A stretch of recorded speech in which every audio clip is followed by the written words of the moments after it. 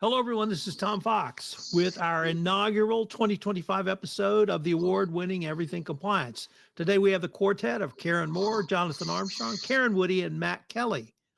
So welcome, everyone. And we're going to start today with Karen Moore. Karen, what do you have for us? Thanks, Tom, and Happy New Year's to everyone. I reached around, it was kind of quiet last couple of weeks, but I did find a mildly amusing, entertaining court case decision handed down on the 26th of December by the U.S. District Court for the Eastern District of Wisconsin, which decided on two summary judgment motions on two Title VII claims filed by a former employee of the regional YA. The first claim is a pay discrimination based on gender, maybe not quite so exciting as the second claim, which is discriminatory termination under Title VII based on pregnancy and pregnancy related treatment. The first one, both of these, by the way, just contain some little small learnings to keep us on our toes, remind us that there is always something that we can take away and take a look and adjust what we're doing in our own compliance program. The first one, the pay discrimination based on gender. So this claimant, the plaintiff in this case, was a vice president in the YMCA, apparently had a successful career there for about 8 or 9 years with consistent promotions, consistent pay increases, consistent bonuses. But she learned that upon her elevation to vice president, alongside one of her other district managers, that she was being paid several $1,000s less than her colleague. And she filed, among others, this Title VII claim for gender based pay discrimination. Now, just reminding everybody that under pay discrimination claims, you have to provide evidence that there are common factors allowing for a meaningful comparison between what you're being paid and what others are being paid within your organization.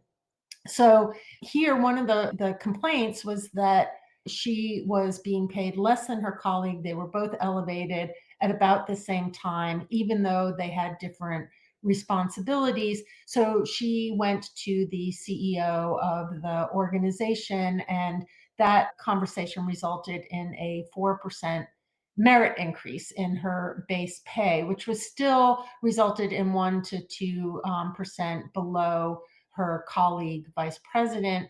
But she saw continued increases over time. And within 2 years, she was within a 1% disparity. Their bonuses over the years were identical, yet she still claims that there is a discriminatory pay gap between the two of them. Here, we're taking a look at whether or not she provided common factors that allowed the court to provide a meaningful comparison. One of the arguments she made is that then when she and her co-vice president were branch executive directors, they had the exact same pay.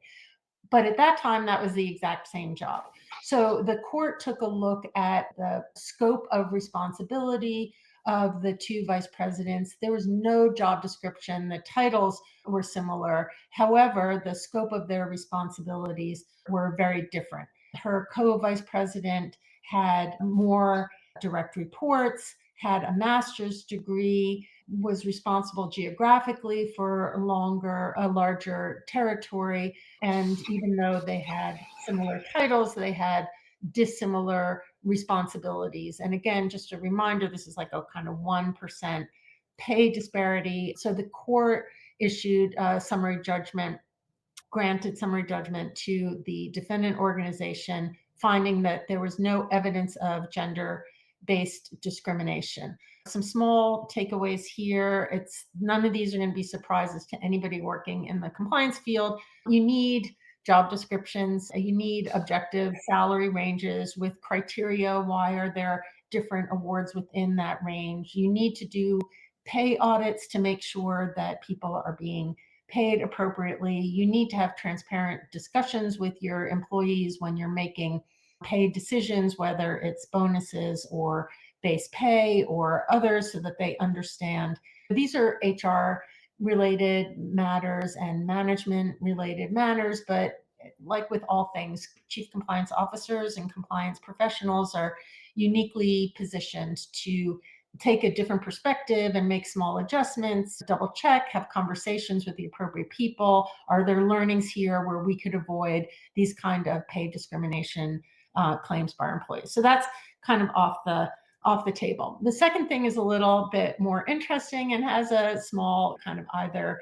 humorous or shock factor, depending on how you look at it. This was the second Title VII claim that the defendant made, which was that she was terminated in a discriminatory fashion based on her intention to become pregnant. She was undergoing a round of IVF at the time of her termination, and she filed this claim, by the way, before the Pregnancy Workers Fairness Act, which requires reasonable accommodation, came into full effect in June of this year. She filed a Title VII claim. Just a reminder that discrimination under Title VII based on pregnancy is not just current pregnancy, but past pregnancies, planned pregnancies, potential pregnancies, and certainly would have covered her IVF treatments.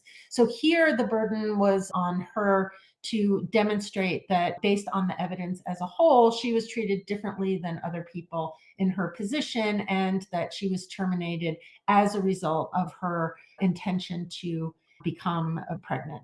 So here she brought up the pay disparity again, which the court dismissed in considering this part of her Title VII claim. She said that the other vice president was treated more favorably in terms of his time off request versus her time off request for various treatments and more. But here's where the fun or the shock comes in, which are the anti-pregnancy remarks made by the CEO.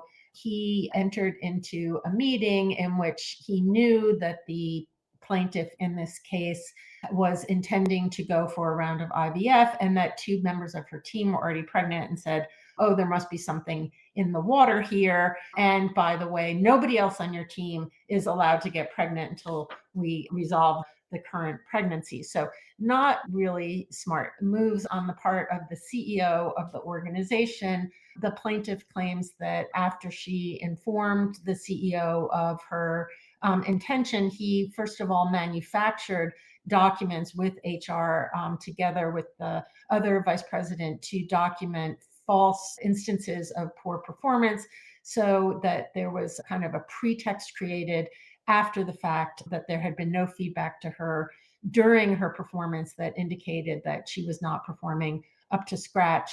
She also made the claim that these remarks were evidence of his bias against pregnant women, and that his decision to terminate her was really based on her planned pregnancy and had nothing to do with her performance. On his part, the defendant, the CEO, said, look, these were stray remarks, which I did not realize was actually a legal term, that they were stray remarks that were just off the cuff. They didn't mean anything. They had absolutely no bearing on his attitude towards pregnancy or pregnant women or intention to become pregnant within his organization, and that there was ample factual basis for termination.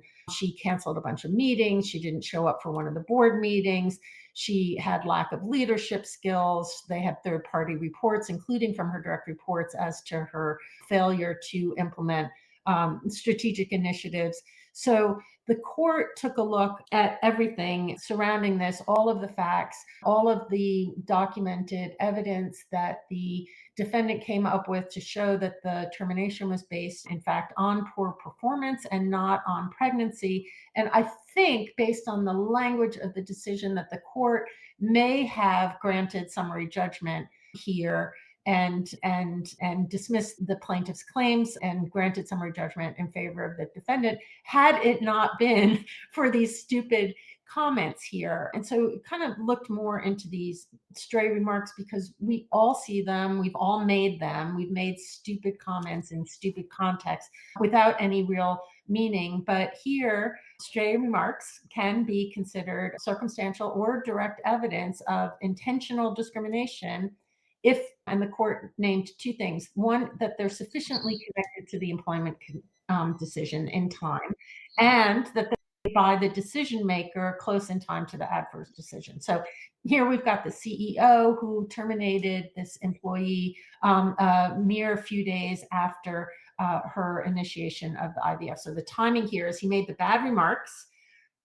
She started her IVF treatments, and he started almost immediately collecting information on her performance a few days afterwards, and then resulted in termination decision a couple of weeks later. So that timeline, I think, starting with those bad remarks combined with this kind of adverse decision close in time made by the decision maker, caused the court to find that a reasonable fact finder, that is the jury, might conclude that the CEO remarks evidenced an animus towards pregnancies, and that he ultimately decided to terminate the plaintiff because of her desire or expressed intention to become pregnant.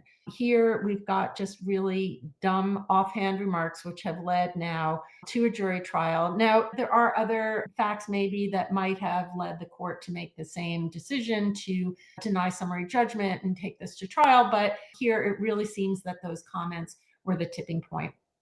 And from that, I really took away quite a number of things that we need to think about. First of all, explaining the grounds for termination at the meeting, at the time that you're terminating something. It's not required, but if you explain these grounds and document them, it might ward off your chances of litigation. If you can really provide some factual grounds, let the employee, first of all, feel respected, but secondly, have a chance to contest them, because a lot of the facts here were based on kind of these third-party reports, lack of leadership. I mean, one of her comments was, I've been consistently given the same bonus as my co-VP. I've consistently had increases in my base pay. I have not had any prior poor performance reviews and the like. So that conversation can be had. So explaining the grounds, I know that's unpopular in some circles. Some labor lawyers may disagree that the more you say, the more open you are. But here,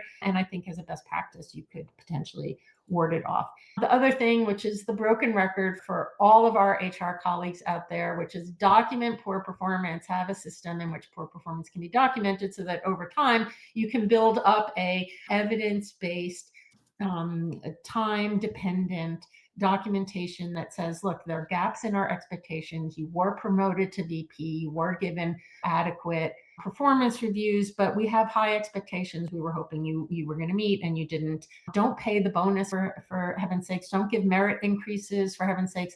If you really feel that there's poor performance over time, make sure your file shows what you need there. And then the injured party should speak up contemporaneously. She did not. When these comments were made, she had no evidence that she complained to the CEO or even to her colleagues, to her team, anywhere that she felt that those were inappropriate comments, that she was being treated differently, that her teammates who were pregnant were being discriminated against or inappropriately put in an uncomfortable position. And then here we get to the investigations learnings here. And I'm always approaching investigations on the side of the reporter. Reporters come forward with concerns. I'm going to start fact finding, but I'm going to give them all the benefit of the doubt I can. And I've learned over time to be a little bit more cynical about that approach. You want to have an unbiased, appropriate, and fair investigation. So had she spoken up earlier to somebody who is in a position to investigate, you could start establishing a clear record defensively that these smart remarks were taken seriously, that there were reactive counseling or other measures taken, that stray remarks need to be taken seriously, they shouldn't be made, and that they're inappropriate, especially when taken by a senior leader. The reporter then could have been placed on a retaliation watch list so that if there are labor decisions that are being made, they're being made consciously, under scrutiny, with an examination of the facts, with a separation between things like stray remarks and a factual basis for termination. So an investigation would really have helped. It can also inform the broader training and communications regarding discrimination I always think it's really important that compliance play a role as people elevate within an organization into positions of responsibility, that you talk about the loneliness at the top, they can kind of creasing in loneliness as you become a manager, a senior manager, a director, and for heaven's sakes, the CEO of an organization, that what you say has a lot more impact, that you've got to watch what you say. The investigation, had it taken place, could have had a nice balance between protecting the reporter, the VP in this case, but also defending the organization by creating an appropriate record. Stupid comments here. I don't know what's going to happen when this goes to trial. Watch this space. I'll try and track that and come back to you when there is actually a decision. That is my first of the year kind of warning, red flag, Title VII court decision for all of us compliance officers tweaking programs as we enter 2025. Karen, first of all, I want to thank you for bringing to all of us, both the panelists and our listeners, the new legal term, stray remarks. Definitely going to incorporate that into my repertoire. But here's the question I want to have to you from the compliance perspective. The Department of Justice has said that the chief compliance officer and the corporate compliance functions are the holders of institutional justice and institutional fairness in an organization. Typically, a Title VII, EEOC, or other discrimination claim goes through the HR department. Should compliance get involved? Should they oversee? Should they put a rigorous investigative protocol in place, starting with a triage of the claim and moving forward? How would you suggest the compliance function use this court case, if at all? Yeah, one thing, Tom, that I'm seeing is you've got here a relatively small organ. The YMCA nationally is enormous. This is a regional division. So you've got to question, if you've got a few hundred employees under your jurisdiction, how much rigor in your compliance program can or should you put into place? I think that small organizations or subsets of larger organizations are always struggling with their own resources and appropriateness. But certainly, absent the appointment of a formal compliance officer, there needs to be places where people can go to raise issues. I'm a big fan of ombuds programs where you kind of take HR out of the picture for these types of concerns, because HR has got that kind of primary defense of the organization and all of their procedures to consider. So who could this woman have gone to in the moment to have had some sort of feedback before feeling that her only recourse was to the court or to the EEOC, which was certainly avenue to her. So I think that's one issue. The other issue, when you ask putting these systems in place and the role of HR, is we saw with the recent amendments to the evaluation of corporate compliance programs that the DOJ published, this increasingly broad responsibility for risk identification and risk management placed on the shoulders of the compliance officer and the compliance officer's department, that go well beyond what we might have thought of as the 7 elements of an effective program, and starts really talking about the interaction between the compliance office and all the other functions, whether they're business units or functions like procurement and HR and business development, where compliance is, as I said, uniquely positioned, but also now seems to have this increasing responsibility to interact with those departments and highlight to them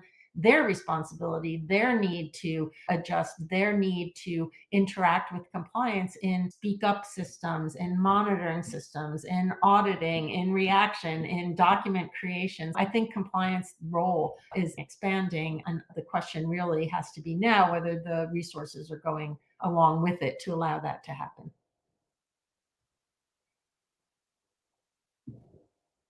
All right, Mr. Armstrong, what is on your mind in early January of 2025? Well, thanks very much, Tom. And again, Happy New Year to everyone. As I think mentioned on this podcast at the back end of last year, I had the privilege of traveling to work and to speak at events in Korea. And I'll say from the get-go, I want to apologize to all of the friends I met in Korea for the butchering of the language which I'm about to engage in. But I also want to say that my thoughts and prayers are still with those people who are victims of the Wuhan airport tragedy which happened. A talk when I was over there, which has remained, I think, the talk in Korea with recent political events, was around handbags. Let me explain. In September 2022, it seems that the First Lady of Korea, Kim Hyun-hee, met with a pastor, and the pastor had a nice chat with her, and it seems gave her a Dior bag with a value of around $2.2 thousand, so under $2,500. And he gave her the bag, and no one really knew anything about it, it seems, until the February 2024 elections, so some 18 months later. And then a film was leaked, which seemed to have been taken by the pastor's watch, which showed the First Lady accepting the bag. And that obviously hit the headlines, particularly at election time. It struck hard for the Korean people because the President Yoon had stood in part on an anti-corruption ticket. He'd been a former prosecutor, and he'd had a part in the prosecutions of two former presidents for corruption allegations against them. So President Yoon knew that he had to do something, and he held a press conference, and he said that the events were regrettable, but he didn't apologize. And we could talk about culture, but in the Korean culture, obviously, an apology from a politician would be something more common than an apology from a politician in the US. But he didn't apologize, and he dismissed the leaking of the footage as, quote, a political maneuver.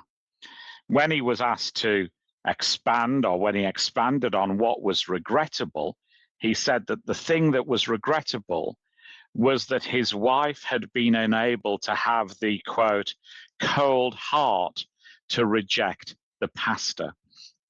So he didn't really seem to accept blame. That led to comparisons of the First Lady to Marie Antoinette, which she started to be called, I'm told, in Korea. And more allegations then came out about her and her family and their business interests. There were repercussions around the seeming lack of investigation into this incident. And that then led to a bill in the Parliament to effectively investigate and to force the state investigator, as I understand it, to get more involved. And that was the bill that the president vetoed. And when opposition kicked up to him vetoing that bill, he took the perhaps surprising step of declaring martial law.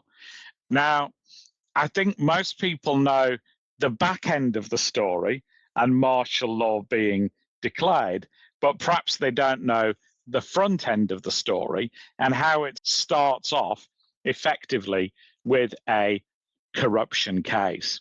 So what's the relevance of that to corruption, to compliance officers? Obviously, there are going to be more sensitivities when looking at corruption investigations in that part of the world, because corruption is headline news, and because many of the Korean people have seen the instability that brings, or at least allegations of corruption brings.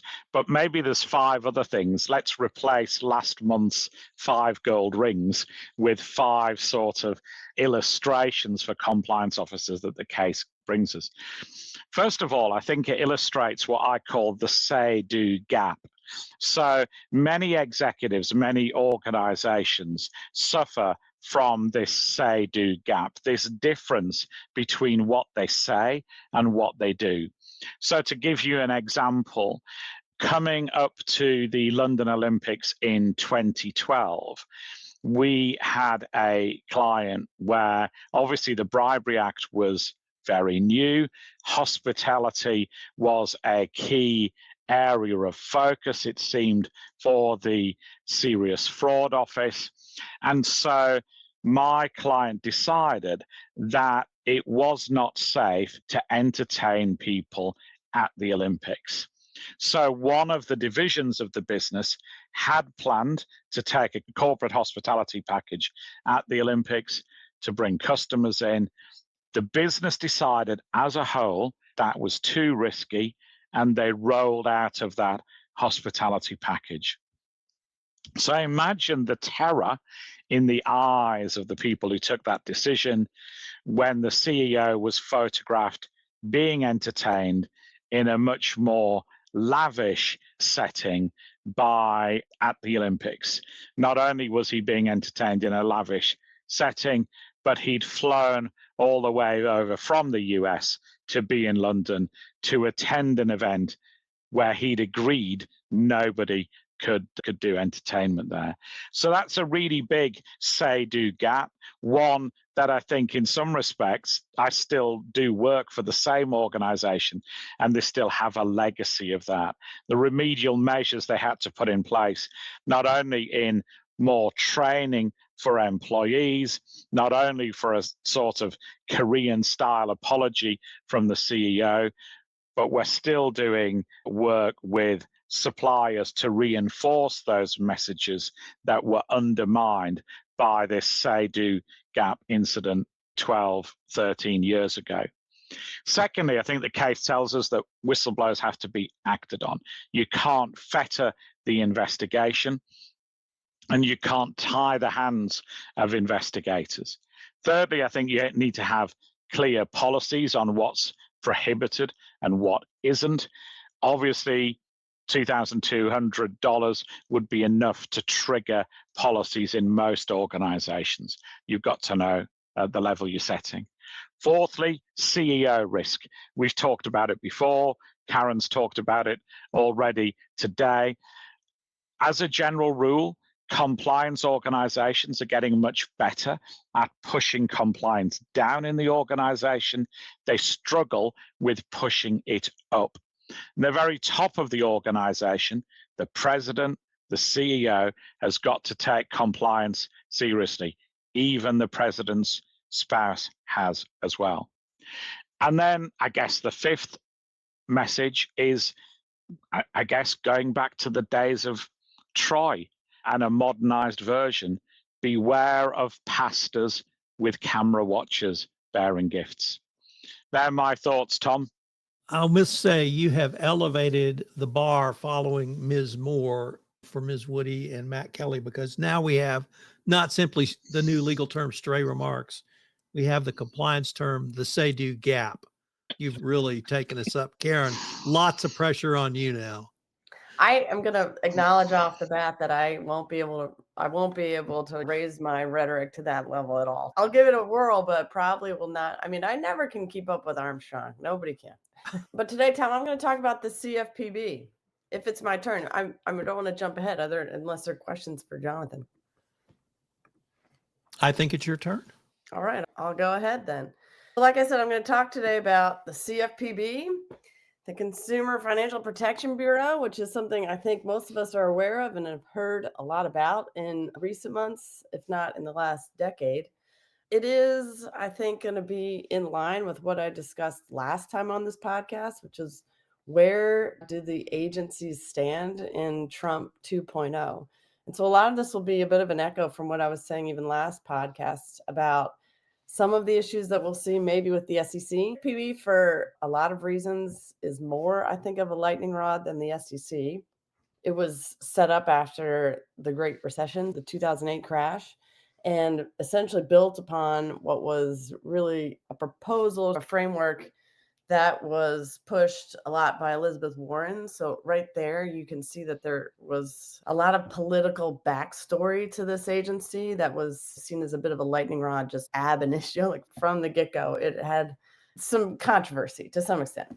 But despite that beginning, it has been around now for a while, and it has been a resounding success by every measure. It has returned almost $21 billion back to consumers based upon its ability to recoup monies from activity that is illegitimate, that was done by financial institutions. So you can think of things like initially this was mortgage issues that we saw. That was the inception of some of the Great Recession.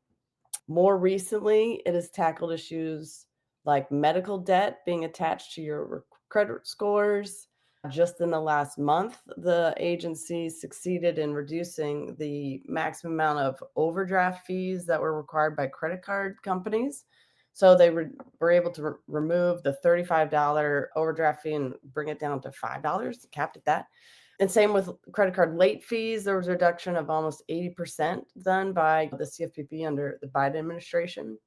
It's hard to attack this in some ways because it's been so successful in doing what it was aimed or set up to do, which is to help consumers against the greed and maybe nefarious activities being done by Wall Street. So it really is a Main Street versus Wall Street that's at that crossroad of trying to stand in the shoes for the average Joe kind of thing. You can imagine then when it's created and has that backstory, how it lines up politically. And so, of course, we might recall that in 2017, when Trump first took office, his first acting director of this agency was Mulvaney, who asked for a $0 budget and had called the agency a joke that he was then in charge of. This harkens back to a lot of what we saw in Trump, the first administration, where we just put people in charge of agencies who didn't believe even in the goal of the agency itself. We saw that across, I think, the administrative state in the first administration. And I think we might see some of that again in this administration.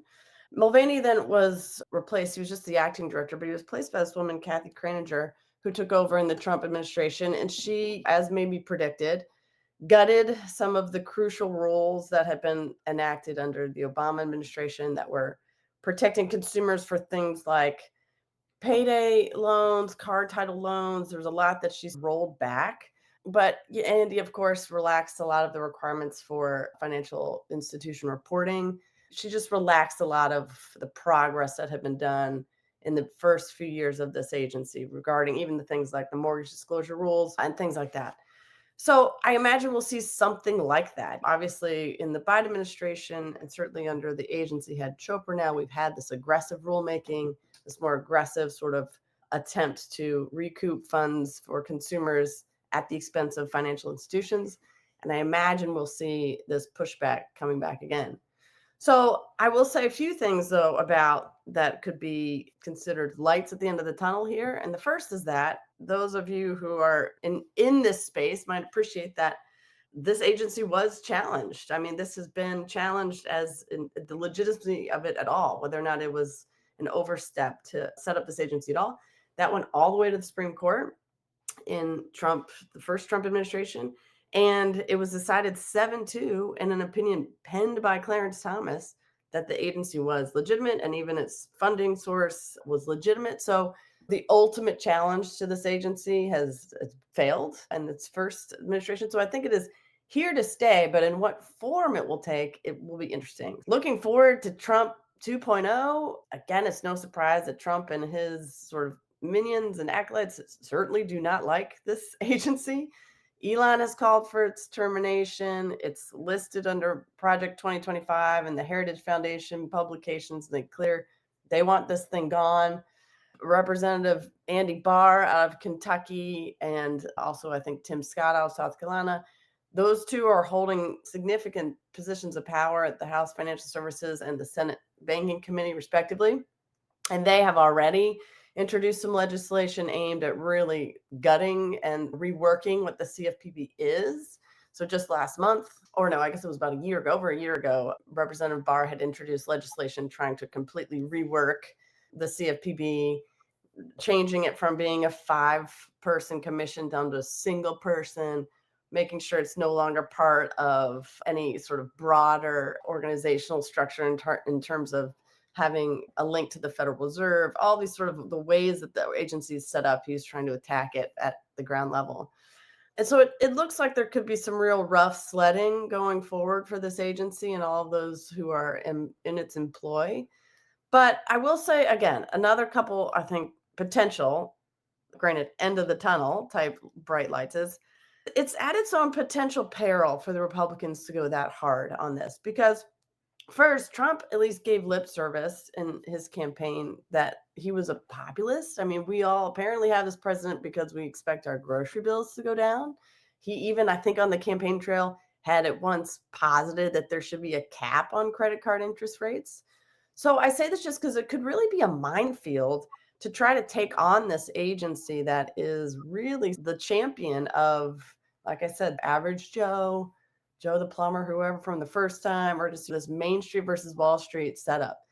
How long no one would be surprised if Trump turns around and does something against what he said. So I don't think there's much that we can really hold on to in that sense, but it would not be a great look, I think, to have significant congressional hearings where the CFPB can come in and talk about how much it has done and given back to consumers on clearly fraudulent practices of certain financial institutions. It just wouldn't look good to have a real flashy sort of out in the open debate over the merits of this agency. I do think there'll be a lot done in the undercurrents. I'm sure we will get trying to roll back this medical debt, the overdraft, credit card fee stuff. That'll all come in ways that I think this next director might try to undermine what has been the progress of the agency. But in terms of, I think, full-scale removal, whatever Elon is calling for, I don't think that's hopefully not in the cards for this agency. But like I said, a decent amount of rough sledding for the CFPB. Matt, do you have a question or comment for Karen? Probably a little bit of both. But first, Karen, I agree with you 100% that I think the CFPB is a canary in the coal mine for any compliance officers who want to understand how Washington might try to treat regulatory agencies. But also, I do think, they're going to have a real struggle trying to do structural reforms or to make it go away or anything like that. But correct me if I'm wrong, my big thing about the CFPB is that according to the Dodd-Frank statute and other CFPB rules they've put forward, even if the CFPB did nothing or just disappeared, then the enforcement powers that it has would devolve to state attorneys general and banking regulators and whatnot, which I think is an important point for compliance officers to remember, is that this enforcement risk is not going to go away. It's going to change. And in fact, that's what I'll talk about in my segment next, not the CFPB, a different sort of example of what I mean. But it's not this is going to result in any less of a headache for compliance officers in finance. It's just going to change the nature of the headache you have, I think. Is that right? Absolutely. And I actually meant to say that in my sort of light at the end of the tunnels. That was the other one. I think it's going to be a near impossibility to get rid of it entirely. I think it might be effectively dismantled by, as you said, just absolute zero work done, or even the work done is to run against what it already has accomplished. But I do think you're exactly right. There is nothing that keeps states from enacting similar type rules. So states certainly can enact their own state laws that protect consumers. And so I think there could be a lot of gap filling we'll see, and certainly maybe some of the more left-leaning states or blue states, which, as we know, also hold a lot of companies and businesses and have a lot of people who live there. And so there could be, I think, significant gap filling by states. And so I think you're right that it's not going to go away, but people are going to start really, as you say, appreciating the blue sky laws or the equivalent of blue sky laws in the consumer protection space. Karen, you may not have coined a new phrase for us, but you have actually given us a new meaning for an existing phrase. And that phrase, of course, is penned by Clarence Thomas, which you've changed to me something positive. I've never heard that before. No, So there I'm you as go. surprised as you. Matt Kelly, you got an incredibly high bar. So what do you got for us today? I actually we do have an enforcement action already in 2025 that I thought was fairly interesting that I wanted to bring the compliance officer's attention. It might at first glance sound kind of nerdy and obscure, but trust me, I'm going somewhere with this, listeners.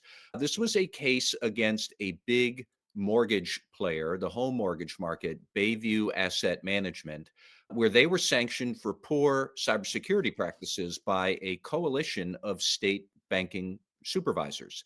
So the way that this happened is that Bayview Asset Management is an investment fund, and it specifically works in home mortgages at non-banks. And there are several different non-bank home mortgage providers out there, several of them subsidiaries of Bayview, or Bayview controls them. There's a total of 4 business entities that were swept up in this: Bayview and 3 of its, I'll call them affiliates. But they are home mortgage servicers, or they issue home mortgages, or they manage the mortgage after you already get it, things like that. So what happened was that in 2021, some poor employee within that corporate empire, they accidentally infected the network with malware. And the network for all 4 affiliates is managed all by Bayview. But anyways, malware attack strikes the network, and this leads to a data breach of some 5.8 million customers. The state banking regulators, acting in concert under a group known as the Conference of State Bank Supervisors, which I didn't know was a thing until Tuesday when this enforcement action was handed down. But the Conference of State Bank Supervisors acts as this unified investigation and enforcement unit for all the state supervisors when they want to do that.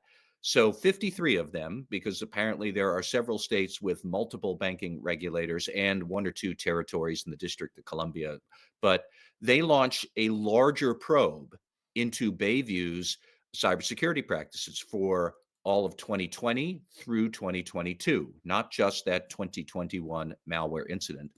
They find all sorts of bad practices. This is the stuff that might sound kind of nerdy unless you are an IT security person, but they had evidence of weak IT patch management, weak centralized oversight of how they identify IT vulnerabilities, how they make sure those are getting fixed, failure to track IT inventory, failure to encrypt personal data while it's at rest, several other bad practices. It reads like a greatest hits of how not to handle your IT security. But that was exposed. And so now we get to what I think is the bigger interesting thing, is the remediation steps that Bayview has to implement. And it's not just about cyber. The issue Bayview has to handle is cyber. But the structure of their remediation plan is what caught my attention, because I think the structure of it is relevant for many different companies that have many different issues. Bayview's issue is cyber. Your issue might be anti-corruption or harassment or who knows what. But the broad structure of what Bayview is supposed to do, that's the thing that strikes me as very sensible for large companies that are struggling to get things done, which is pretty much every large company I have ever heard of. They have to work at 2 levels. First, senior managers at all 4 of those affiliates, Bayview and the 3 affiliates, all 4 entities.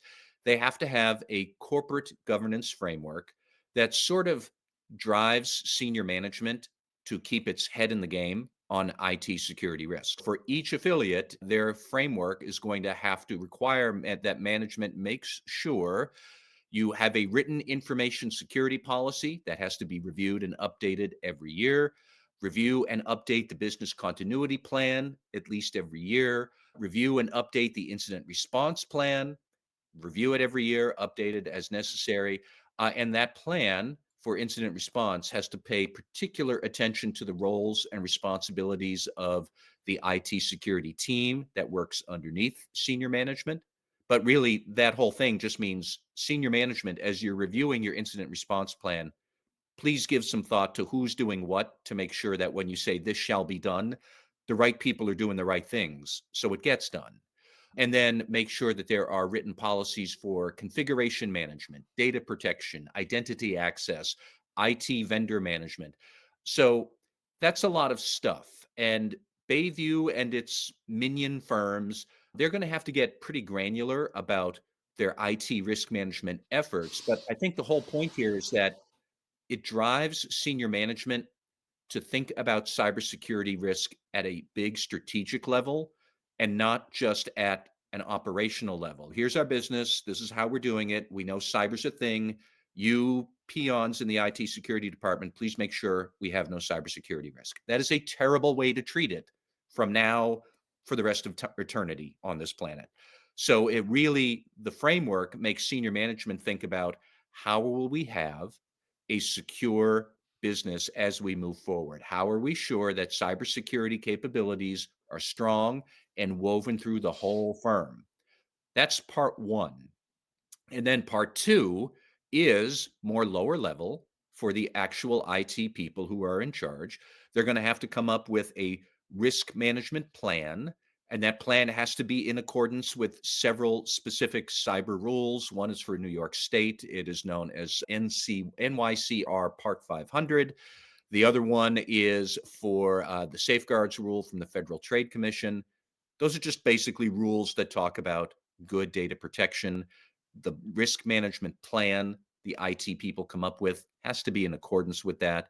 They're going to have to come up with more specific plans about how are they actually going to track all the IT equipment? How are they actually going to track all of the IT vendors? But importantly, at the end of all of those, how are we going to do issues that they have to take care of? How are we going to report what we're doing in some sort of cohesive form back up to senior management? Because according to their framework, they have to be asking about what's going on. And given what's going on, is our plan that we review and update annually, is it on track? So if you take these two things together, it really does demonstrate how senior management and different business functions work together well to tackle a specific risk. And like I said, with Bayview, this is about IT security, but we could take the same principles and apply them to anti-corruption, to ESG issues, to sexual harassment and HR issues. It's really about how does senior management structure itself and discipline itself to take these risks seriously, give them the attention they deserve, and how do lower level teams build an actual program to tackle the risk and create the right information to put into a report that goes back to senior management. So when they review and update every year, they're reviewing and updating based on complete, thoughtful analysis of what the actual risk is. So I did write about this on radical compliance. Like I said, that I know that a home mortgage scheme might not seem terribly relevant to a whole lot of people, but the structure of the remediation is what's interesting to me. And then my last point is, this is, like I just mentioned with Karen Woody, this is a reminder that even if the feds under the Trump administration just sit around and twiddle their thumbs for 4 years, the risks are still out there and they're going to be addressed by somebody else. State attorneys general in particular are delighted to pick up consumer protection cases because that makes them look good when they run for reelection or for governor or Senate or who knows what. But a lot of what we're talking about with deregulatory this and that and everything else at the federal level, I think it's like hammering a puddle of water. The water's just going to splatter somewhere else. You will still have things floating around that are going to splatter on you. And that's a point that you cannot ignore if you're a compliance officer right now. All right. That was a great case to review, Matt. I think it was under the radar of a lot of anti-corruption compliance professionals. So I wanted to thank you for bringing it to everyone's attention in this episode. And now we're off to fan favorites, shout outs, and rants. I know people have been actually thinking about these for a while. And we're going to keep the same order. Karen Moore, Jonathan Armstrong, Karen Woody, Matt Kelly, and I'll bat fifth. We may have some overlap as well. I was trying to be a good, quiet team player. I was going to give a little mini rant here on Meta and its decision to end its fact-checking program in favor of a community note system, as if the two actually shouldn't be going hand in hand. But I just wanted to say that the BBC Today Show podcast has an excellent conversation on this that dropped yesterday. So direct everyone there, because what I really would like to do from the heart is just memorialize the passing of Jimmy Carter, our 39th president, a man of tremendous integrity, a statesman, a father, a husband, somebody who really exemplifies some of the best of who we can be.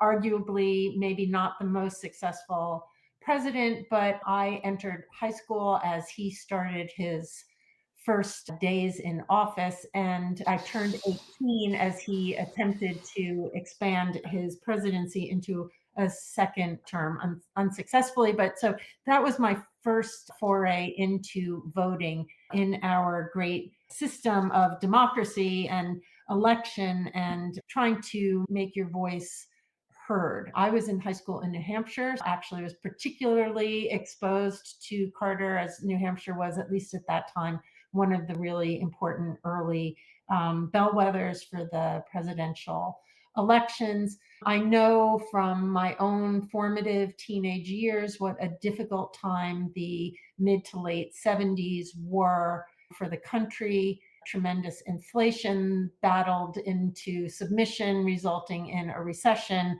the gas crisis, the Iran crisis, the invasion of Afghanistan.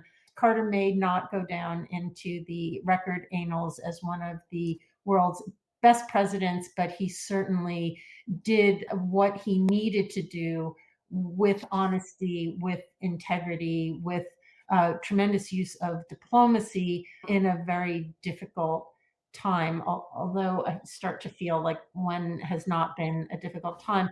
But more importantly, I just wanted to comment on what he did in the 4 decades post-presidency to leave a legacy, whether it was through Habitat for Humanity. I think most of us have at least rolled up our sleeves on one house to help house the homeless, or with the Carter Center, or with my continued contact with Carter a good 10 years after that high school experience when he started to teach at my alma mater, Emory Law School, and came and worked with our international law class. So just a man to be admired, and I think we need to remind ourselves that they do exist in this day and age. Jimmy Carter, number 39, 100 years of statesmanship, family orientation, integrity.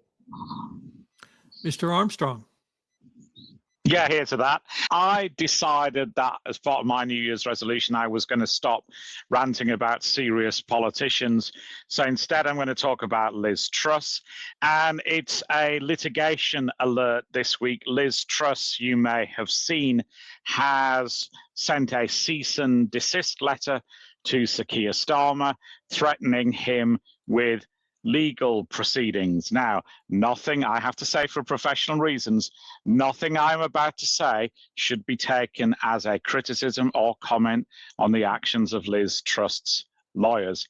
However, the letter, and I say read it in full because I'm unable to paraphrase the 5 pages of legal argument.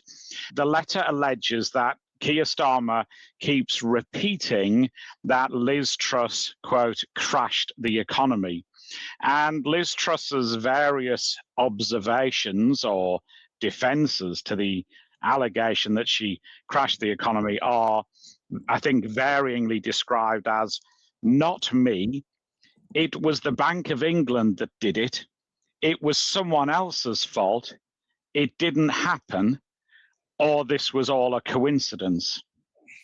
And the more extraordinary argument, it seems to me, which I admit I'm not intelligent enough to follow, is that Keir Starmer should have known in May 2024 the contents of a letter that he was sent in January 2025 with an expert opinion that said Liz Truss wasn't to blame. I'm obviously not clever enough to understand that argument. Now, what happened as a result, allegedly, of the claims that Liz Truss crashed the economy? Liz Truss lost her seat in Parliament, and the letter seems to allege that Sakia's remarks were wholly responsible for that. Now, Liz Truss had a majority in Parliament of 26,195 in 2019, and she, or perhaps Sakia, managed to turn public opinion against her to the extent that she lost that 26,000 majority. For statistics, that's a loss of 43.4% of the people who'd voted for her. So almost half, it seemed, turned against her.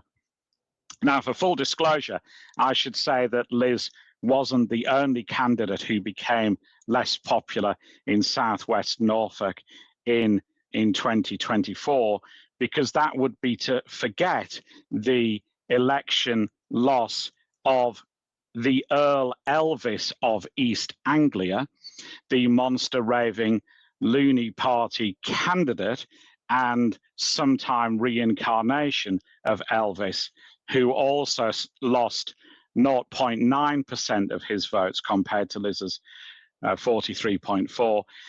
Earl Elvis of East Anglia will be, of course, well known to compliance officers because he had a proposal to fund a frivolous fraud office, because he said the serious fraud office should have focus on serious fraud and the frivolous fraud office should do other stuff. But let us reflect for a minute on Liz's record. If she's right, and by the way, it seems that her legal letter does not comply with legal protocols, but leaving that aside, she doesn't seem to take into account, firstly, parliamentary privilege, which allows politicians to say things in Parliament with a measure of protection. And secondly, public interest, which can be a defense to defamation proceedings. She perhaps doesn't comment as well on a truth, which can be a defense to defamation as well. I am not expert enough to decide whether she crashed the economy or not. But as I say, let us reflect on what would happen if her propositions were to play out. Effectively, we'd replace the ballot system with the opinion of judges, wouldn't we? Judges would decide who stands for election. Judges would decide who wins and who loses. And that would disenfranchise the good people of Southwest Norfolk, and it would turn democracy into a farce. So whether or not Liz Truss crashed the economy, my worry is that taking her arguments to the end result, they'd crash democracy. Well, Karen Woody, following that note, what do you have for us? I have a bit of a rant. I don't even know how to sum it up. It's such a large rant, but it starts from a place of concern and just a level of desperation I think we all feel about the LA fires. And so my rant is that especially in this new era of Trump and companies that are exiting any sustainability protocols and rolling back all of this progress we tried to make under this, what I thought was just nearly a given, that the planet is getting warmer and we have extreme weather events. And the idea that people just want to keep denying that, or to create policies, or to just chase money at the expense of these people's homes and livelihoods and animals. It's insane, the level of destruction. I'm not from LA. I haven't even spent much time in LA, but to me, this feels like almost like the Twin Towers, like these iconic landmarks, this sort of beautiful area of our country that has just been carpet bombed. It looks like when you look at these pictures, it's just beyond devastating. And so I just, if nothing else, feel like there should be, at least at this point, after North Carolina's hurricane, after there's now snow across the South and this fire in California, to me, it's like, how is there not at least like a Pascal's wager on this? Like, guys, it just makes more sense, whether you believe it or not. It's the loss that you could potentially sustain, even if you don't believe in this, is now outweighing whatever nonsense that you want to claim and cling to, that there is not significant climate change occurring. And it just, I don't even think rant sums it up. It's now just nearly despondency looking at these images. So my heart goes out to LA, and I hope everyone there is staying safe. And also, I guess in the same side of that coin is a shout out to all those who are helping, especially, of course, people who are putting themselves in harm's way to help. Matt Kelly.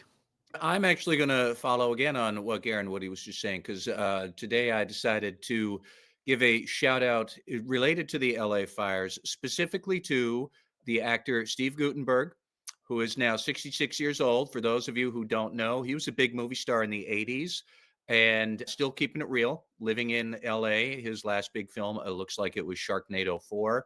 But he is, like I said, 66, probably living off the residuals from Cocoon and Police Academy and all the others that he was in. And he spent this week, apparently his neighborhood was not affected by cars. So we went over to neighborhoods that were clogged with cars that had been abandoned and was trying to move them. And just testing cars. If people had left their keys there, then he'd move them off to the side of the road so fire trucks could get by. And he was interviewed on the news. And I am not entirely sure that at first the young TV news reporter knew who they were interviewing, because Gutenberg today, his best days are behind him, but he's still showing that he's got a lot of good impulses and good days today. Thank you very much to him, and of course to everybody else who is trying to fight the fires out there. I know one or two people who have lost their homes and a few more who are in danger of losing their homes. And we are all thinking of you. That's it. I'm going to end on hopefully a little more positive note, and I'm going to pick up on Karen Moore's shout out. I want to shout out to Gerald Ford and Steve Ford. Gerald Ford was defeated by Jimmy Carter for president in 1976. It was the first election I voted in. And after President Carter was defeated by Ronald Reagan in 1980, President Reagan asked ex-President Ford and ex-President Carter to do a mission together, a political mission for him. And from that, they became fast and best friends, to the point where the only other former presidents who were that close of friends were Thomas Jefferson and John Adams. And they made a pact that they would speak at each other's funerals, or they would have their remarks read.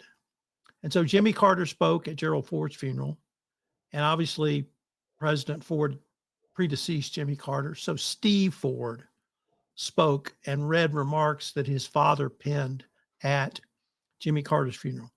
For those who may not remember Steve Ford, he was a huge Peter Frampton fan after Frampton Comes Alive came out in 1977. And now I want to talk about the friendship they had, and he talked about the relationship they had. And here's the words he ended with. And he teared up while saying this, quote, "As for myself, Jimmy, I'm looking forward to our reunion. We have much to catch up on. Thank you, Mr. President. Welcome home, old friend." And there was a time when American politics, that was how American politicians treated each other. I wanted to shout out to Gerald Ford. I wanted to shout out for Steve Ford. If you haven't seen the video of President Carter's funeral, I would urge you to do. And that will conclude our first episode from 2025. I can't wait to see what we can come up with next time.